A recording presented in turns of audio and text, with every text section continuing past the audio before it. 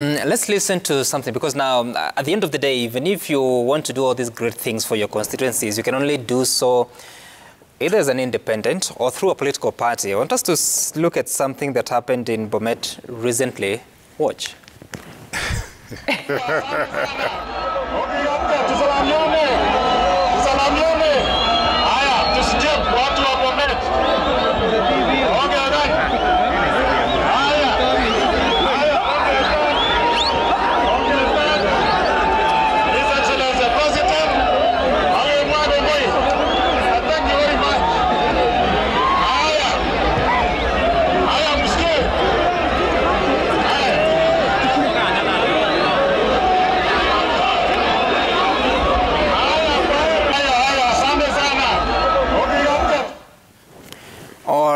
Engineer Mosonik, what was that about? You know, during election, there are bound to be a lot of things happening. And apart from that, especially from the youth, from every kind of sector, And I think what you see there can happen elsewhere, not necessarily in Bomet alone. And I want to put it across. I can mostly depend on the leaders and political, whatever, leadership at that particular time. So probably what you could see there is like a rivalry between political opponents and the others, not necessarily attributed to Bomet people as a whole. No, I don't think so. So who are these people? They're not from Bomet? No, I'm saying you cannot be able to. These are a section of youth, not necessarily the entire Bomet people. Yeah. And I want to tell you again, Bomet people are very peaceful people, and you should be able to come over and see and enjoy your hospitality there and so on. But again, it happened during that particular instances, and again, as a county, I think we regret for what happened, because we had different people from different areas.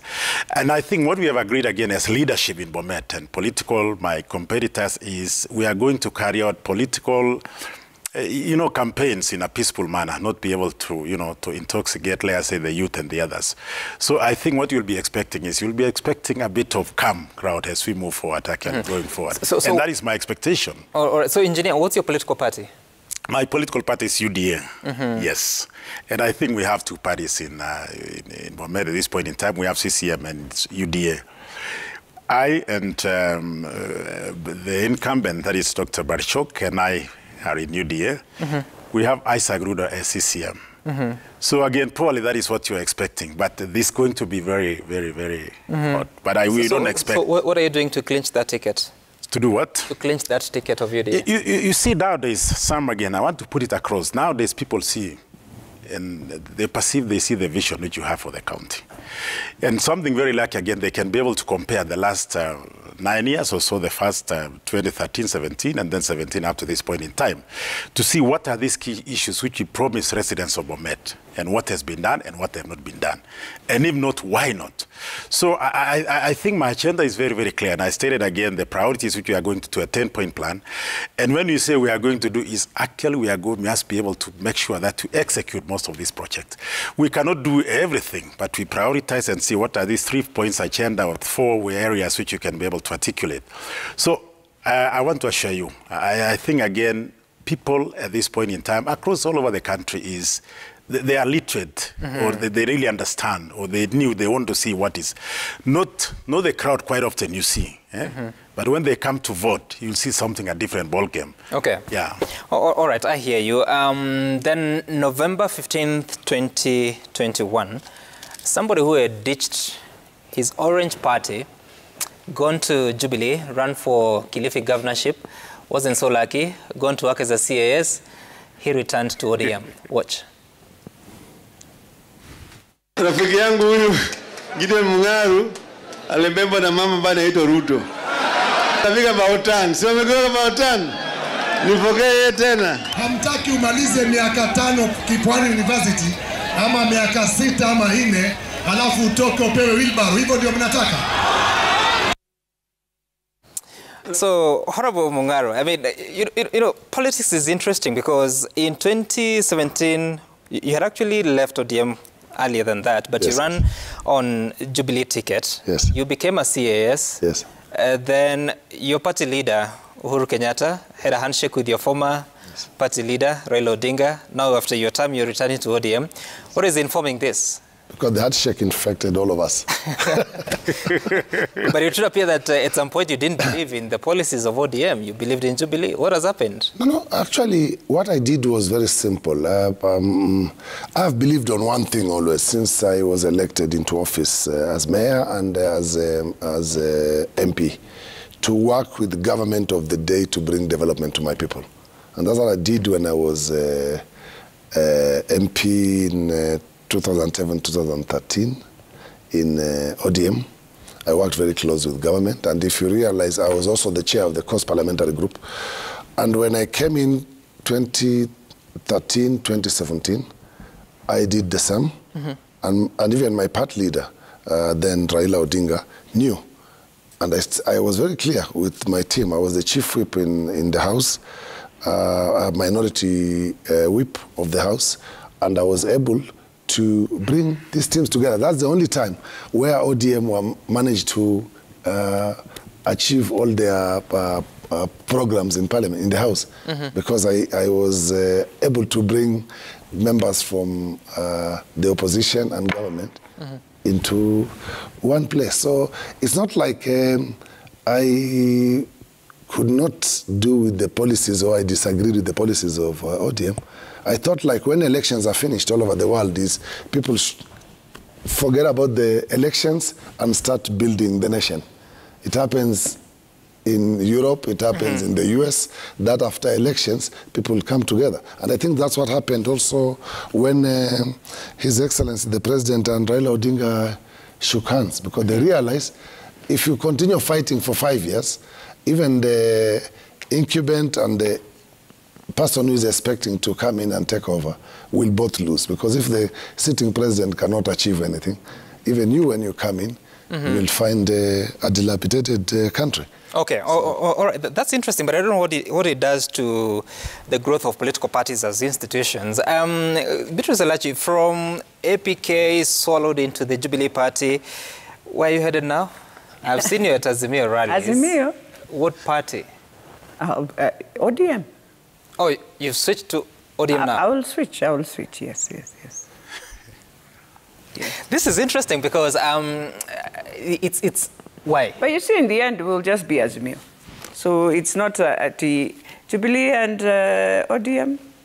Well, why? Why is because sometimes you go to the ground and you're told a very different story. Why did I lose? I lost not because they hated me or anything. They were just very clear. Hiyo chama yako wewe. And thank God they were very honest, by the way. But we tried our best to prove sometimes you can just do issues. Look at issues. Look at the person. But in Kenya, I think we are very much entrenched into our political parties.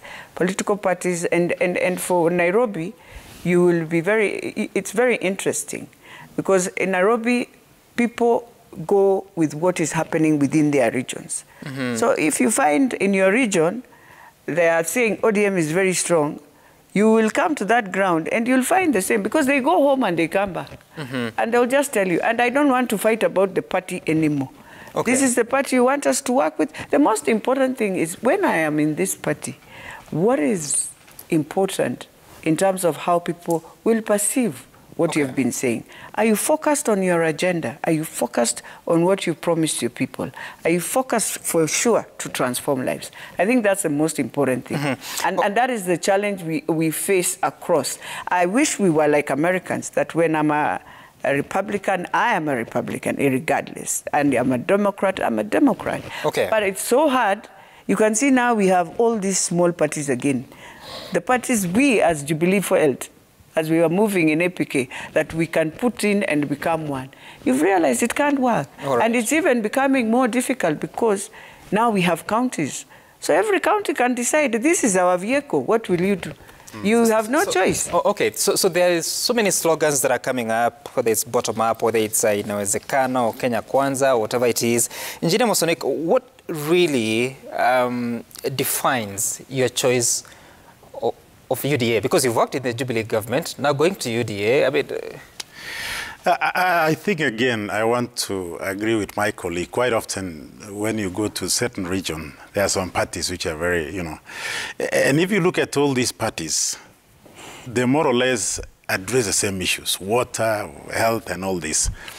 Now, I strongly believe, and I want to put it across, that if you see the pyramid, is the people below which you really need to empower today, so that they can be able to uplift the economy of this, of this country.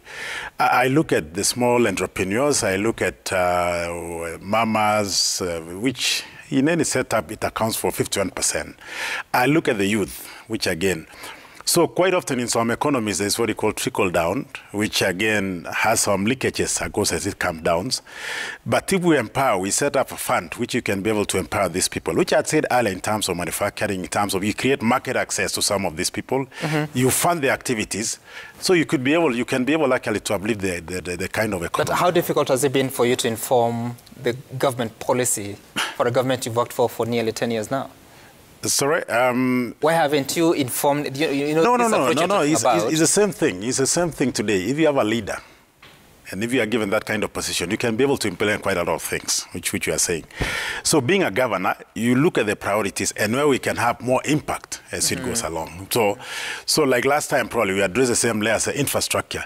You see, you have to create infrastructure, enabling infrastructure. We can be able to address the economy which you have discussed. That's in terms of EU fund. If there's some produce which needs to be transported to the market, you can be able to do it quickly within the shortest time possible. So I'm looking at it in terms of being a CEO for Bomet. Okay. Being a CEO for Bomet, being a governor for Bomet. The first and foremost priority is to be able to address these issues of the youth, for the women, and again, entrepreneurs creating a lot of employment, which you have discussed. Right. Honorable Mungaro, because we are running out of time, when you look at all these parties that you've worked in, because I don't think you were in ODM when you were a councillor, because it wasn't existent then. I was in Kanu. Yes, you were in Kanu. So you've worked for the Independence Party, ODM. Which other party? NAC? No. Okay, so Kanu, ODM, and Kanu. Jubilee. I was in the opposition during NAC. Okay, so looking at the definition of these policies from a senior politician, because we've been at it for so long, is there anything really that sets them apart, or it's more or less politics of personalities?